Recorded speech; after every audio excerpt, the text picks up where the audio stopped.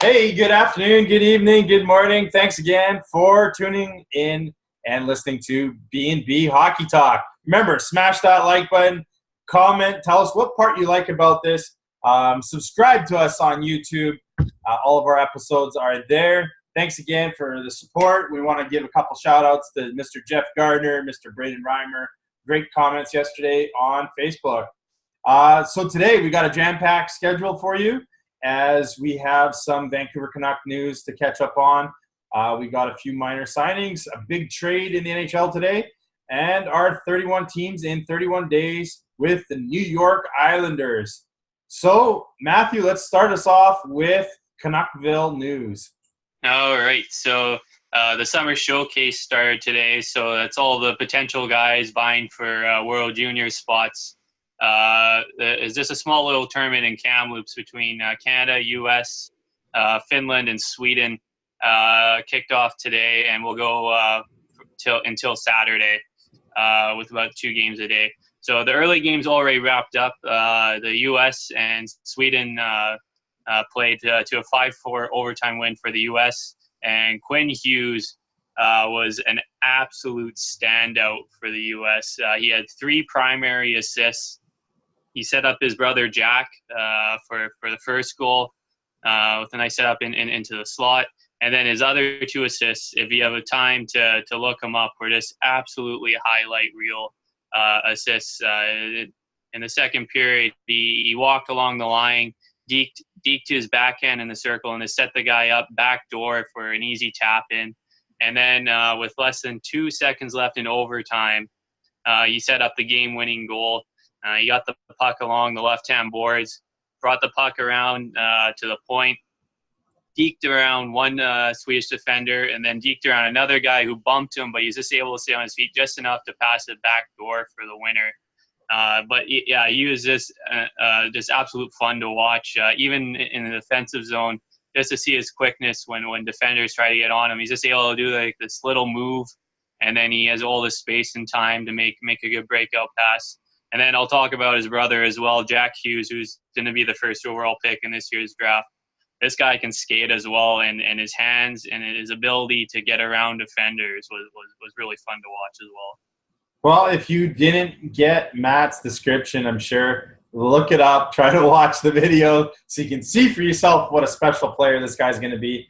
And I was just thinking, one of the main reasons why he may be going back to university to increase the Canucks' odds at getting his brother in next year's draft. That would be quite something. I think Canuck fans would just absolutely love that if that were to happen. Yeah, and also just the perfect guy to follow on Twitter for all the little updates on Canuck prospects is Ryan Beach. That's Beach named Biech. If you follow him on Twitter, he always has these little gifs of all the big highlights for Canuck prospects, and he's a really good follow. So Ryan Beach, everyone. So big trade today in the NHL, a big name moving out of Carolina. Take us through that. All right, so the Buffalo Sabres got Jeff Skinner from the Carolina Hurricanes for prospect Cliff Pugh, who was a 3rd rounder in 2016 and was one of their top prospects that we talked about when we previewed Buffalo. And they also gave up a 2nd-round pick in 2019 and a 3rd and a 6th-round pick in 2020. So I think it's a good haul for both teams. Just the one thing with Buffalo is getting Skinner is that Skinner only has 1 year left on his deal before he becomes an unrestricted free agent. So it'll be really big for Buffalo to lock him up long term. But also when we previewed Buffalo, there was a spot on the left wing on those top 2 lines that were up for grabs, and bringing in Skinner really solidifies their top 6. You'll probably most likely play with Jack Eichel and Sam Reinhart on that top line, and he can be a 35-plus goal scorer when he's on the top of his game. Yeah, I think it's a great move for both teams. Carolina gets quite the haul back. They get, in my opinion, a really good prospect, and they get some draft picks. And Buffalo gets a player that they can use and need. Hopefully, for their sake, they're able to re-sign him to a long-term deal and he's not just there for 1 year, because that's a lot to give up for a 1-year player. So a couple other minor things in the NHL. Take us through that, and we'll get into the New York Islanders. All right, so this one minor signing, Colorado re-signed defenseman Patrick Nemeth to a 1-year, $2.5 million deal. Good stay-at-home defenseman. He's either been paired with Tyson Barrie or Eric Johnson on one of those top two lines. And they got him over from Dallas with all their big prospect defensemen. He was one of the guys that they had to let go with all the depth that they had. And the other move is the Calgary Flames have put Troy Brouwer on buyout waivers. This will save them $3 million for each of the next 2 years, with his cap hit being at $4.5 million. But they'll only $1.5 million now will count for the next 2 years against the cap. So that brings them up to just a little over $7.5 million in cap space, with them still having to re-sign Noah Hannafin, who they got in a trade in the offseason, and that will give them more than enough cap space to lock them up long term. A little bit surprised that they let go Troy Brouwer, but based on production and based on what they're paying him, I guess I shouldn't be surprised. But hopefully for Troy, somebody picks him up. I believe another BC boy. So let's get into our 31 teams in 31 days. Today, the New York Islanders. Some big stars moving out, some big names moving in, starting with President Lou Lamoriello and new head coach, Stanley Cup winner Barry Trotz. Maybe comment on that and then jump us through their forward lines and what they look like. Yeah, like Barry Trotz is the big get here, because the Islanders, their problem wasn't putting the puck in the net. It was all keeping the puck out. They were dead last in goals against last year, giving up 293 goals. And they also had the worst penalty kill in the league as well, at only 73.2%. But their power play was the 6th best in the league, and they were 7th in goals for. So bringing in Barry Trotz and how he was able to really help Washington in that defensive structure, especially when you saw against Vegas, where everything was aggressive and teams weren't able to counter them within their play, but they were able to shut Vegas down pretty well in that Stanley Cup final. Yeah, that's some big changes for them in the head office. Big changes in head coaching. Of course, star forward John Tavares is gone. Leaves a big hole, but I still think they have a lot of talent on this team. By the way, that 293 goals against would have been number 1 in the NHL back in the late 80s, early 90s. Back when goals were aplenty.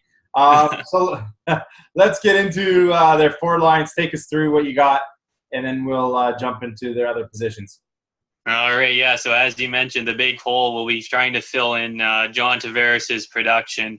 But the top line I have as Anders Lee, Matthew Barzal, and Josh Bailey. Barzal, the big Calder Trophy winner, and it wasn't even close. Like, the only guy that would have been able to challenge him would have been Besser if he had stayed healthy. But 85 points in 82 games, and he had, I believe, 3 games where he had 5 points in each of those games, which hadn't been done in I think close to a century or something like that. So just an absolute crazy rookie season. Anders Lee had a great season. He had 40 goals in 82 games, and is that big power forward that they've needed on the wing. And Josh Bailey really exploded playing along with Tavares and Lee as well. He had 71 points in 76 games. And he got a nice, good long-term contract out of that. The one thing we'll see is with the guys that have played with Tavares in the past, like a P.A. Parento and Matt Molson, Kyle Okposo, where they've had these great seasons and then they've either moved on, and then now with Bailey, with Tavares being gone, if he can keep up that production. The second line I have is Anthony Beauvillier, Brock Nelson, and Jordan Eberle. Eberle had a great season with 59 points, 25 goals. And Beauvillier is another good young forward coming up, and he had another 21 goals last year. And Brock Nelson will probably most likely be that center that gets the chance to be a top 6 forward this year. He had 19 goals and 35 points last year, but he did have 45 points the year before. So the Islanders will be hoping he can get up to like a 50-point range, sort of like he had like the past couple of years. The third line I have is Andrew Ladd, Valtteri Filppula, and Leo Komarov. Filppula and Komarov, they brought in through free agency.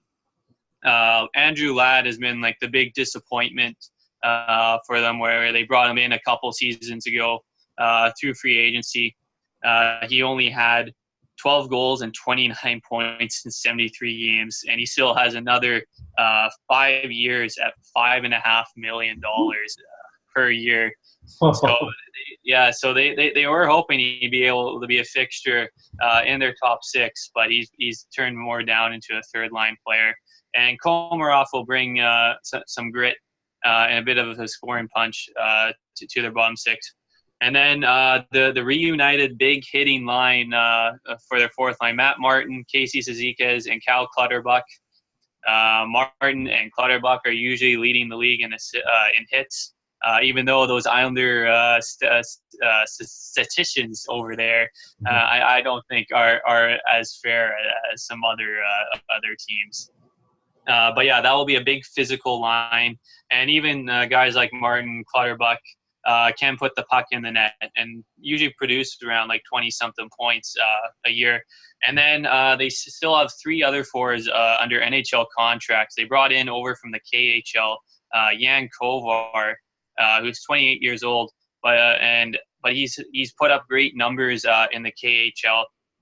He has in 285 games, he had 97 goals and 286 points. So just about a point a game player in the KHL. And they signed him to a 1-year, $2 million contract. So paying that guy that money, they'll want to get him into the lineup. So I can see probably a battle between Filppula and him for that third line center spot. But as of right now, I see him on the outside looking in. And then the other 2 forwards are Ross Johnston and Tom Kuhnackel. Johnston's sort of along the lines of like Matt Martin and Clutterbuck. He's more of a tougher player, but they did give him a 4-year extension at $1 million. So that's another forward that's getting a decent amount of money that is on the outside looking in. For me, some of the exciting things that they've done with this lineup, I mean, bringing in Komarov obviously is going to help. I think their penalty killing, which is desperate need. Filppula helps fill a hole. And the biggest thing is you talked about the top 2 lines. Will they keep Matt Barzal with Anthony Beauvillier and Jordan Eberle because they had so much success last year? Maybe they move Nelson to play with Bailey and Lee, or are they going to move Barzal up to play with Bailey and Lee? And one of the things you touched on was Josh Bailey as a winger with Tavares. You got to remember this guy on the second line before he played with Tavares still put up 50, 55-point seasons. But, I mean, how many of that came on the power play? I don't know, because I know that's another big hole on their power play that they're going to be missing. With Barzal playing the point, they still have an unbelievable power play. It'll be interesting to see what they do. I'm a huge fan, though, of Barzal and Beauvillier. Both had breakout seasons, amazing seasons last year. I think Beauvillier is going to be, take another step this year.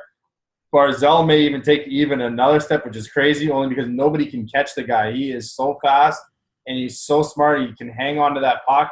And you've seen highlight goals of him just going around and around and around in the offensive zone, and everybody's trying to chase him, and all of a sudden it's in the back of the net because he finds somebody open. But I'm really looking forward to see what they do there. Barry Trotz has his work cut out for him. He'll be they're always an exciting team to watch. I really do. They're one of my favorite teams to watch outside of the Canucks, only because of the offense that they provide. So hopefully Barry doesn't slow them down offensively too much. Defensemen, let's talk about their defense. They've got some pretty good returning players. They got a couple of young guys in their 3-4 spots, and they've got some potential need for some depth there. But their top 4 guys definitely can carry the load. And Nick Leddy, Johnny Boychuk, who both have Stanley Cups with Chicago and Boston, respectively. Thomas Hickey, Ryan Pulock, who they just locked up in a long-term deal, I believe, who's another young guy that's I think he's going to potentially have a breakout season this year. And then their third pair is Adam Pelech, Scott Mayfield. They got young Sebastian Aho as a depth player that's going to jump in and out. And your buddy, Devin Taves. Devon, They've got a few guys that could battle for those potential 6, 7, 8 spots. They do have another 5, 6 guys under two-way contracts and such down in the farm. So it'll be who knows? I'm waiting to see who steps up in their training camp. It'll be interesting to see. But what do you got for us on defense, and then take us through the goaltenders?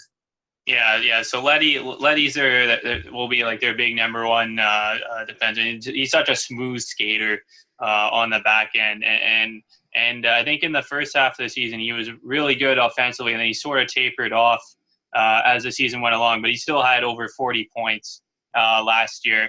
But if Trotz handles things right, I think he could be a 50-plus point defenseman. And Pulock had a big breakout season, 10 goals and 32 points in only 68 games, and really solidified as that big shot on the power play. But yeah, with Pelech and Mayfield, I think both of those younger guys, well, a lot of the younger defensemen that they have in the organization, with Aho and Taves, and a couple other guys that could be pushing for playing time on that bottom pair. Excellent. Let's go through goaltending, as they've got a new goaltender in town.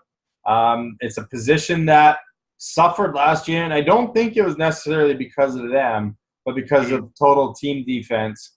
What do you got for us, and what does it look like? All right, yeah. So they lost Yaroslav Halak to free agency, which was expected because they really needed a switch in net. So they brought in Robin Leonard from the Buffalo Sabres, who Buffalo did bring in to be their big number one goalie, but he never really worked out. And Thomas Greiss is returning in net.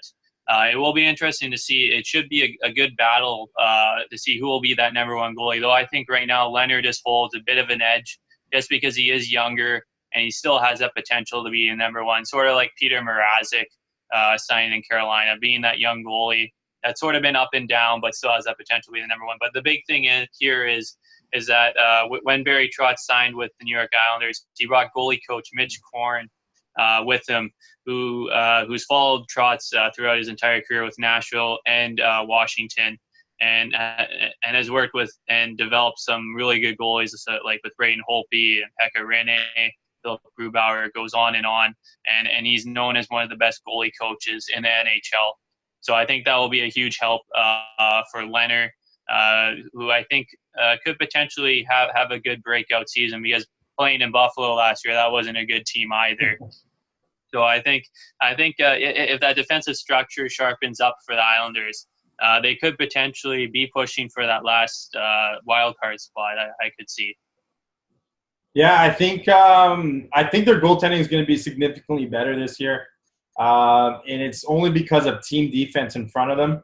I'm not sure who their starter is going to be. Some websites say Greiss, some say Leonard. I think Leonard is the better of the two goalies, but we're going to have to see who steps up and runs with it. Now, prospect-wise, these guys have some amazing prospects. Some of them may even push for positions. I wouldn't be surprised, actually, to see one or two of these guys make the team on either the second or third line even, because they got some talent here. Why don't you take us through a handful of their forwards, their defense, and they've got a couple of goalie prospects. Let's touch on those. All right, yeah. So the big two snipers that they have coming up are first-rounders, Kiefer Bellows and Oliver Wahlstrom. Bellows was a first-rounder in 2016. And at the World Juniors, this guy's shot was unbelievable.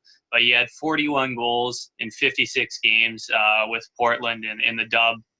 But yeah, if you talk, and same with Oliver Wahlstrom, who was a first-rounder in this year's draft. His shot, he's pretty known for his shot as well. So sort of like at the Brock Besser release And Bellows, I think, will be turning pro, I believe, this year. Yeah. And he has that big build. And I believe his dad was a big-time NHLer. Brian Bellows, his dad was a great NHLer for the old Minnesota North Stars.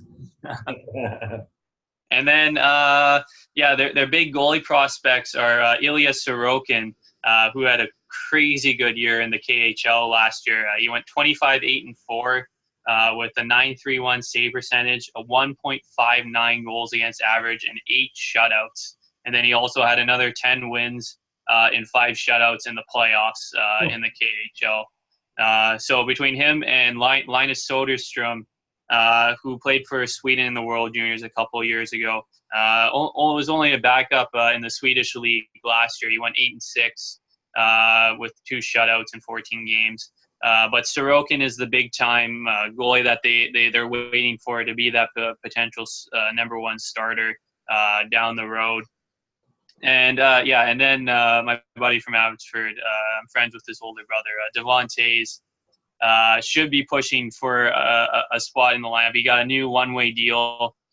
He had 8 goals and 22 points in 30 games in the American League before he had a season-ending shoulder injury. But his rookie season before, he had 45 points in 76 games and was an AHL All-Star. And I believe he won the fastest skater at the All-Star game that year as well. So he should be pushing for a bottom 6. And if he hadn't gotten injured, would have gotten some NHL games last year. Excellent. Why don't you take us through a couple more prospects? Michael Dulcall, who I think also has a shot at making his team, and big defenseman Noah Dobson. Yeah. So, Michael Dulcall, he had 24 points in 60 games, but he was, I think, he was like a top 5 pick back in 2014. But he did finally get into a few NHL games this year. It'll be interesting to see where his development goes. But the other guy, before I get to Dobson, Josh Hosang. Yes. This is the most intriguing prospect that the Islanders have because he did have 12 points in 22 games in the NHL and had 31 points in 50 games in the American League. But just his attitude and stuff that is always the baggage or whatever that always comes with it. It's just like some of the stuff is like I don't think is as big of a deal as some make out. Like his number. Yeah, and apparently Lamoriello isn't going to allow him to wear 66 next year in the NHL, which I don't get the big deal. But Lamoriello, I think with all the teams that he's done, has usually banned especially with New Jersey, he banned the number above 40 or something like that. I think it wasn't until Yager signed with New Jersey that he allowed somebody to wear a high jersey number, which is he's really old school in that way. Lots of high numbers already in New York too. Yeah. So Hosang, he has the potential to be a top 6 winger, but we'll see how the Islanders handle him going into the year. Yeah, and then Noah Dobson, their other first rounder from this year. I think the Islanders were really happy to see him drop as far as they did, getting Dobson and Wallstrom back-to-back in this year's first round. But Dobson had a crazy good year, 69 points, 17 goals in 67 games in the Q. And then he also had another 13 points in 20 games in the playoffs. And then he won the Memorial Cup as well. But yeah, big right-handed defenseman. I think it'll be interesting to see if he makes the Islanders. But if not, he'll be a star on Canada's defense at the World Juniors, and will probably be one of the best defensemen in the dub next or in the Q next year. Well, they did get by most critics an A+ for their draft this year, landing 2 players that could have gone potentially in the top 7 or 8 picks. Were they 11th and 12th or 12th and 13th? Yeah, somewhere in there. That's where they got Oliver Wahlstrom and Noah Dobson. And then, of course, another player that was slated to go mid to second half of the first round, Bodie Wild, they were able to pick up in the second round, American Bodie Wild. So they definitely have some talent that they've picked up. They've got some great prospects coming in.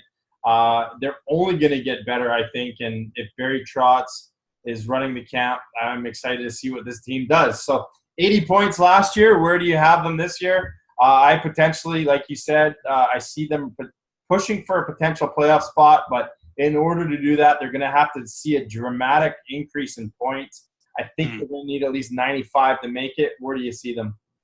Yeah, so right now I have them finishing in 10th place in the East with the battle, as I brought up yesterday, with New Jersey and Florida, sort of for that bottom wild card. But I think defensive structure and stuff and goaltending is too much of a question mark, that you don't know how long it'll take for them to buy into Trotz's system and if the goaltending can hold up, because they have the potential to be really good.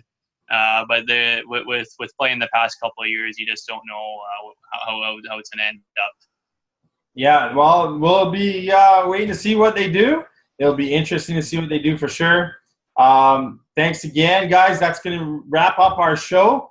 Remember, if you like what we talked about Quinn Hughs, or if you want to talk about other Canuck prospects, feel free to leave a comment below. If anything, New York Islanders, leave a comment below and touch on any of their prospects, any of their potential line combos that you like, maybe even the head office or the coaching that you are excited about. So either way, let us know you're there. Like the post, subscribe to our YouTube channel, and tomorrow, guys, we'll be right back with B&B Hockey Talk and our 31 teams in 31 days with the New York Rangers.